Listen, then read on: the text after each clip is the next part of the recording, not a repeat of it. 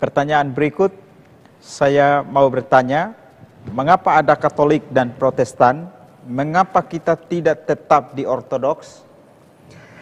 Begini, kalau kita mempelajari sejarah gereja, hampir semua kasus munculnya gereja itu karena adanya perbedaan-perbedaan paham, pertentangan-pertentangan ajaran, sehingga lalu akhirnya mulai terpecah dan muncullah gereja-gereja, entah ada yang memang berniat untuk membangun gereja baru, atau ada yang memang tidak berniat membangun gereja baru, tetapi kondisi memaksa, sehingga akhirnya memang mungkin punya niat hanya mereformasi gereja, tapi kondisi membuat akhirnya harus out, sehingga muncullah gereja-gereja yang baru. Nah, saya misalnya memberikan contoh bahwa dari perkembangan gereja awalnya ya, gereja mulai bertumbuh, gereja mula-mula munculkan di timur. Muncul di timur lalu akhirnya mengalami perkembangan yang cukup luas masuk ke wilayah barat, ke wilayah Eropa. Tapi sambil kekristenan atau gereja menyebar ke Eropa, ke barat, tapi tetap gereja di timur itu tetap ada. Ya, gereja di timur tetap ada sehingga menjadi akhirnya gereja meluas, di timur ada, di barat ada.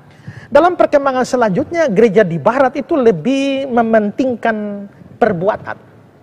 Lebih mementingkan perbuatan, oleh sebab itu yang diutamakan adalah soal amal, soal jasa, dan juga penebusan dosa dan juga penyesalan dari dosa-dosa itu penting, sangat ditekankan. Juga termasuk di dalam sistem organisasi gereja, itu banyak ditekankan.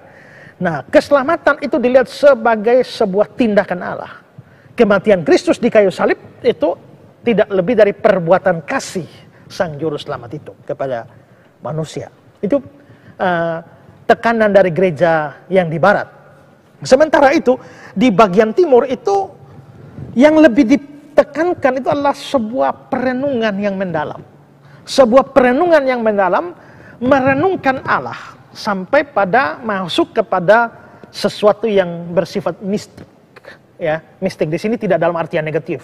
Ya, perenungan tentang Allah yang sifatnya mistik dan juga perenungan yang dalam tentang kebenaran, sehingga lalu melahirkan dogma-dogma. Jadi yang satu menekankan perbuatan, ya perbuatan baiknya, yang satu menekankan soal dogmanya atau perenungan tentang Allah yang bersifat mistik.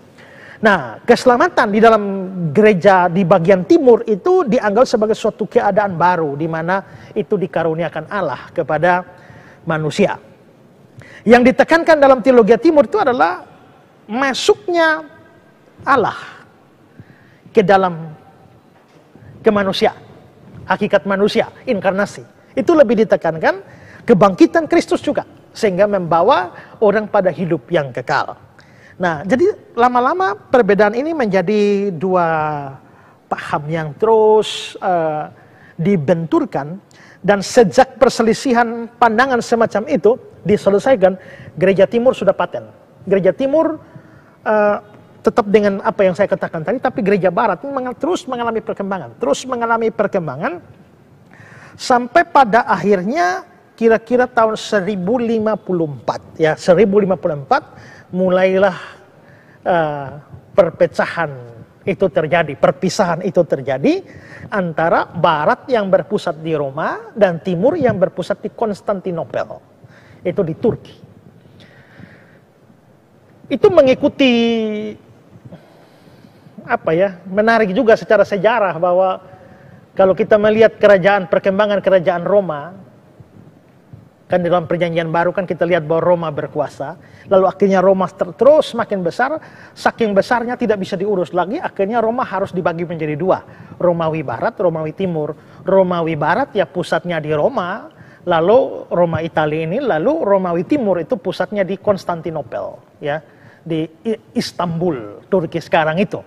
Nah, lalu akhirnya terjadi perpecahan semacam itu, terutama pada waktu gereja Barat yang nantinya disebut sebagai Katolik itu menekankan kepemimpinan pada satu orang yang namanya Paus. Lalu itu ditolak oleh gereja-gereja timur. Gereja-gereja timur merasa bahwa semua uskup itu sama rata dan tidak ada satu tempat khusus atau orang khusus sebagai simbol dari gereja. Nah, mulai disitulah akhirnya terjadilah semacam perpisahan. Lalu muncullah Katolik di barat, sementara di timur itu disebut sebagai Ortodoks. Sampai sekarang masih ada gereja Ortodoks.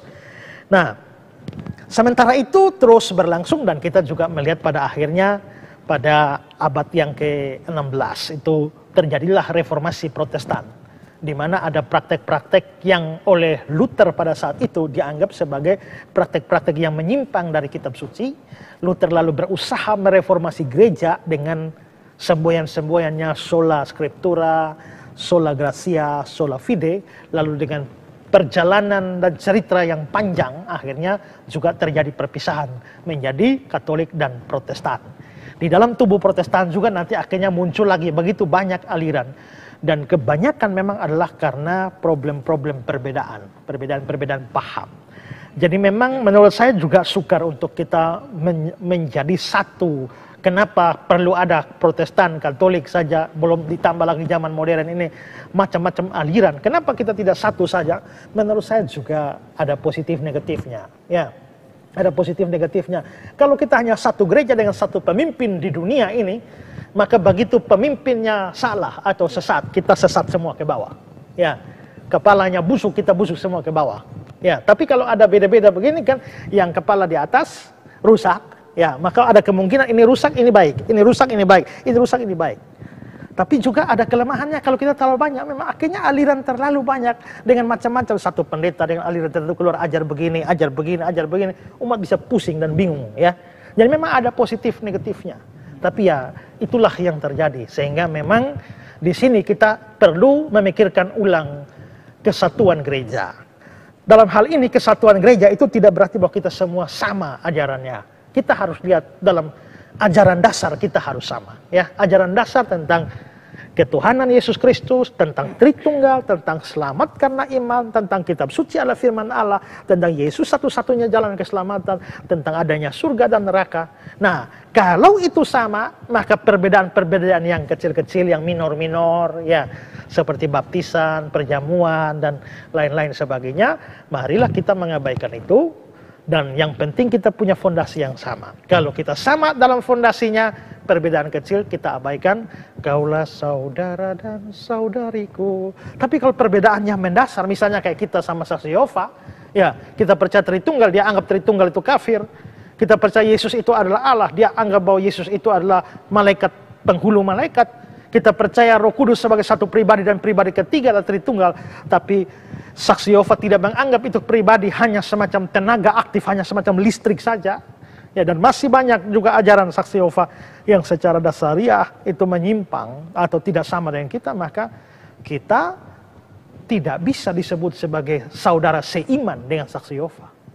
Kalau yang dengan Bethel, dengan karismatik, dengan Pentakosta, kita punya basic yang sama, perbedaan-perbedaan kecil, kita tetap bisa bekerja sama dan bersatu. Tapi kalau yang dasar seperti saksi Yehova, kita bukan saudara seiman. Ya. Yayasan Karya Bakti Esra Soru atau disingkat KABES hadir sebagai wadah untuk memberitakan Injil dan melayani secara holistik. Yayasan ini didirikan oleh Pendeta Esra Alfred Soru di Kota Kupang, Nusa Tenggara Timur dan bergerak di bidang sosial dan keagamaan. Yayasan ini memiliki visi menjadi lembaga yang mempunyai andil dalam membentuk kekristenan yang gigih dalam memberitakan Injil serta setia kepada ajaran yang alkitabiah dan melayani secara holistik. Dan misi dari yayasan ini yaitu melakukan pemberitaan Injil dan penyebaran ajaran yang alkitabiah secara langsung maupun melalui berbagai media, juga mempersiapkan dan mengutus misionaris-misionaris lokal ke berbagai wilayah, terutama ke pelosok-pelosok, serta mengadakan seminar-seminar atau pelatihan-pelatihan doktrinal, dan melakukan aksi-aksi sosial yang mengarah kepada pelayanan Kristiani yang bersifat holistik. Berikut serangkaian kegiatan yang telah dilaksanakan oleh Yayasan Karya Bakti Esra Soru. Bagi saudara dimanapun berada yang rindu untuk mendukung pelayanan kami, khususnya melalui dukungan dana, maka saudara dapat menyalurkannya ke nomor rekening yang tersedia. Untuk informasi selengkapnya dapat menghubungi Sekretariat Yayasan Karya Bakti Esra Soru melalui nomor berikut ini. Mari beritakan Injil dan melayani sesama dengan kasih bersama Yayasan Karya Bakti Esra Soru. Tuhan Yesus memberkati.